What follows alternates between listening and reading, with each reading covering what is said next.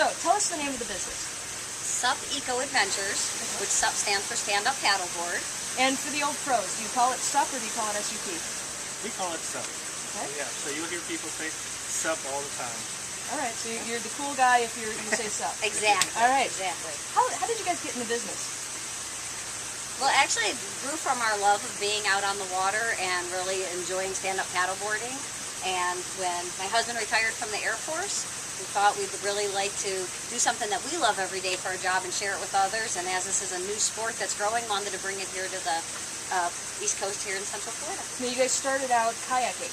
Yes. How did you make the transition? So we have been kayaking for years all over the world. I mean, we've gone to Dominican Republic, Alaska, and when we were down in the Outer Banks one day, the guy out there lent us his board, and we started paddling, and this was several years ago. And unfortunately now our poor little kayak is in the backyard and it doesn't get used because we're having boards all the time.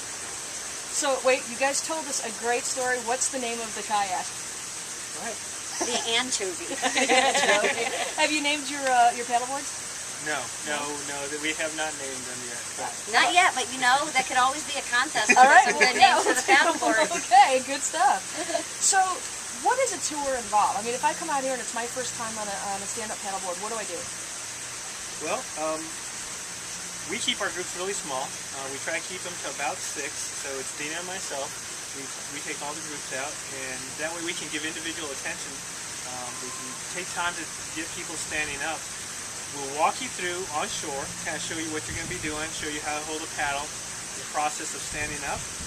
Dina then goes out and demonstrates it on the water, and then we kind of launch you guys one at a time, get you comfortable out there, and then give you the opportunity whenever you're ready to stand. We kind of walk you through that as well, and take the time. If somebody is having problems, we can work with them one-on-one until they feel like they're ready to stand again. Is there anything that you need to know before you stand up paddleboard? I mean, do you need to be in a specific kind of shape, or is it just something that anybody can do? Well, really, it's pretty versatile, so most anybody can do it. The one thing that really would be critical if you're actually wanting to stand, because the nice thing about the boards is you can stand, sit, kneel, you can sit on them like a sit-on-top kayak, but if you're actually wanting to experience the standing part of SUP, it's really the mobility to be able to go from a kind of a kneeling position to getting your feet under you to stand, because you don't have any, you don't have any leverage to pull yourself up. You're having to be able to do that. So that would be one key thing, is to kind of have the mobility to be able to go from that kneeling position to the standing. And then one of the other issues is just size. So children can stand up paddleboard, really kind of 12 and up, your preteen, teenagers on, do great. And then if it's a younger child, we encourage people to call us, and we talk to you specifically about your child. If they're a surfer and they're a strong paddler and they love the water, it's great. If they've never been on the water before and they're a little bit smaller child, they may have issues just controlling the board because they're so long. But, we'll work with families on that to determine what works best for their kids. What about the environment that you're in? If this is a beautiful setting. There's the mangroves here and stuff. What are people going to see when they're on the tour? Well, when we take them back on the tour, we actually launch off Honest John's Fish Camp right now. This is one of our launch points. This place is a historic site that's been around since 1887, and when we launch out of here, we actually go back into a mangrove system that kind of helps provide a wind protection. So when we're paddling, the winds could be a little high on the open water. Once we get back there, it allows people to have nice flat water. A lot of times we get back there, we see manatee, we see dolphins a lot of morning, we see otters, lots of birds, heron, osprey, that kind of thing. Pelicans, yeah.